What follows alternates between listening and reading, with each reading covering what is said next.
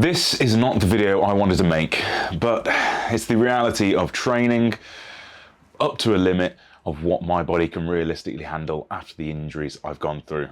My gut feeling was right. I have a grade 3 bone stress injury. It changes everything. You need to watch to see what happens next.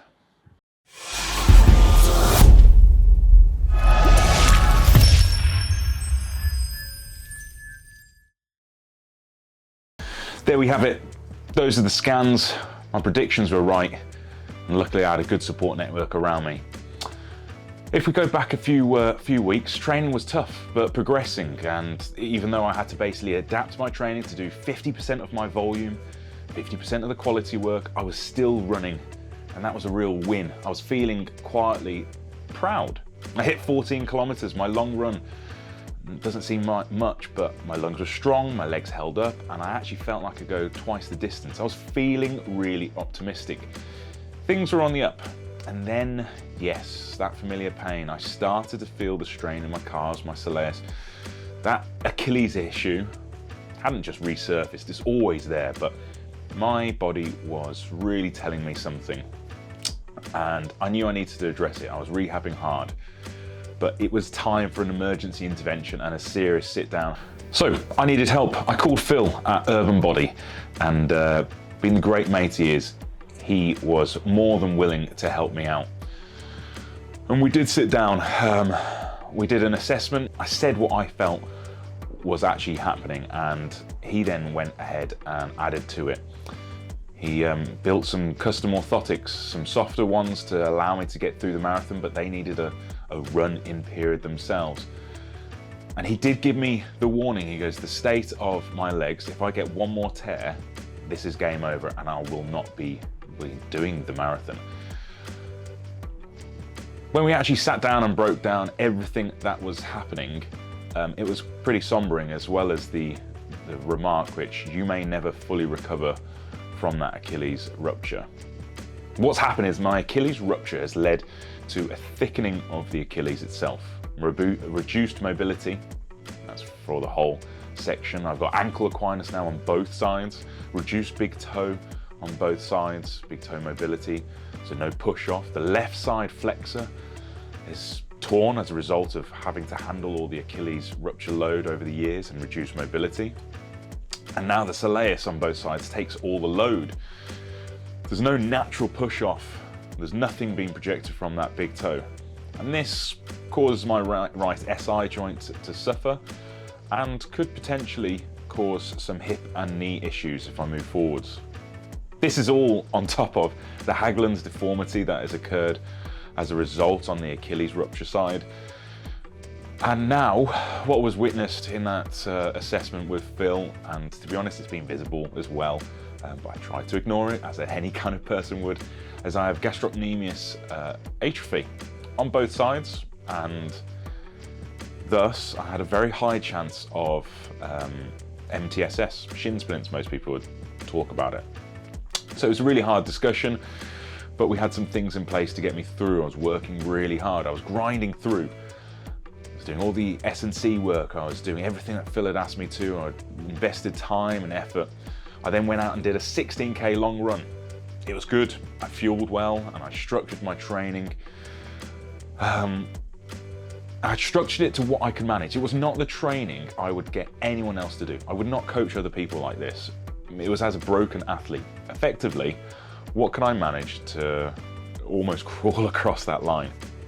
I've lost 5 kilos just to help reduce impact, and then kind of as a double-edged sword of building some strength in the area. I've incorporated loads more cycling, 2 to 3 bikes per week to cross-train to try and reduce the issues that are occurring. And then it happened, pain. Sharp pains just on what Phil predicted, and I knew this was starting to get serious. I pondered for about 7 days, did all the rehab that I knew I needed to do, but my gut feeling was right, and an MRI has confirmed the worst. I know my body really well. Over years of training and doing what I do best, I have a high pain tolerance, and that can be a curse realistically. Living with my Achilles issue, it means I kind of push further and further, and I know that's always a risk. So I called a sports surgeon who I used to coach their kids, and my best friend, an interventional radiologist, and organised a private MRI.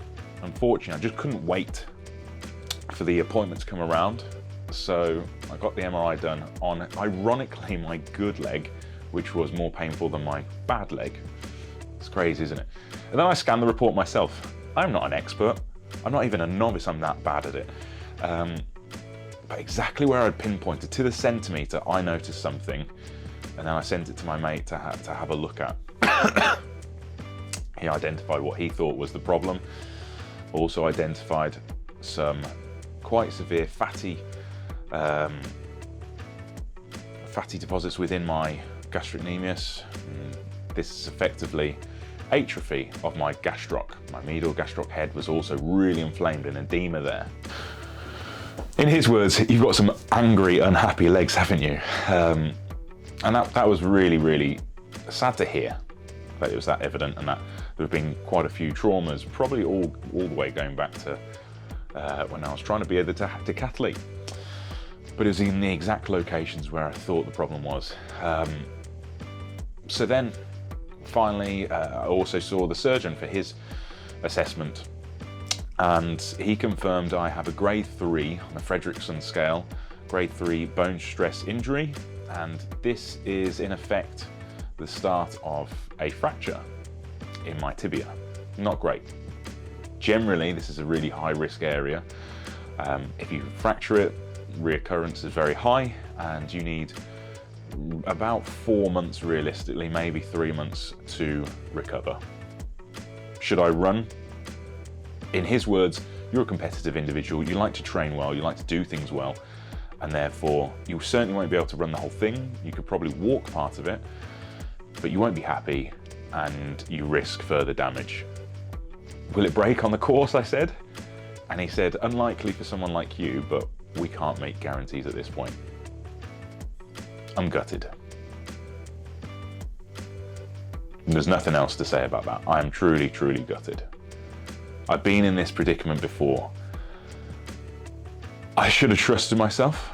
I know my body really well, and I know how to treat injuries really well. And I didn't treat myself like a client or an athlete. That's possibly why I'm stood here. An interesting thing from the surgeon was that if I was a female, he would actually be taking some endocrine tests for me to identify why this has happened so suddenly. But everything in my training history kind of adds up. In the simplest way, my muscles and tendons have had to do the work of no Achilles tendon. Everything's gradually degraded. The reason it didn't show as a typical shin splint, and why this validates the reason why I got the MRI realistically, is because of the wastage in my gastroc. There wasn't enough muscle pulling on the fascia, the periosteum, to cause that shin splint to occur. So, no Achilles means the muscles had to work harder, the muscles downgraded, so the bone had to take the load. That's the simple answer, the simple result. And to validate it as well, I got it right down to the centimetre, so whoop whoop, I know my body. But where does this leave us right now? Well, this is a major long-term battle now. I've got to do the rehab. I can't run, no running realistically, for quite a few weeks. It's just under 4 weeks until the Barcelona Marathon. Is it still happening? I don't know. I'm not running a marathon, I think that's pretty obvious. This is a long-term health battle. I have to combat the fatty invasion within my gastroc, and that's not really reversible at my age. I can strengthen, I can cause loads of soleus and gastrocnemius hypertrophy to occur, so muscle building, and I need to do that. But where it's already lost, that's borderline not possible. There's some research studies saying it can be done. It's very difficult, and there's a lot of research which just says it isn't possible at all. So that's what I'm going to look at. I will run. I will run again. I'm not entirely sure when. The road to returning is not fun, and I also have to put what I put ahead over the years. The reason why I haven't done this kind of training is that long-term health, being able to move for my 1-year-old, etc., is paramount here. If I run in 4 weeks and break my leg, that's not going to be possible, is it? So it's hard. It's really, really hard, and I was gutted when I found out the news for certain last night. I've got a lot of support around me, so thank you to all of you who have helped to read scans, book me in for MRIs at very short scales and everything. Everyone who's really helped. Support of Kate and Rich, Claire, all of you. Phil, you've worked tirelessly to try and get me to the start line, and I probably will get to the start line, but I won't be getting to that finish line. So this now brings us to the cause of performance physique. My mission has always been to help other people. We're going to document this.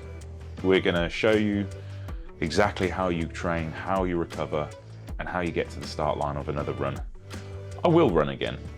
I definitely will. I need to be stronger and fitter though in order to run.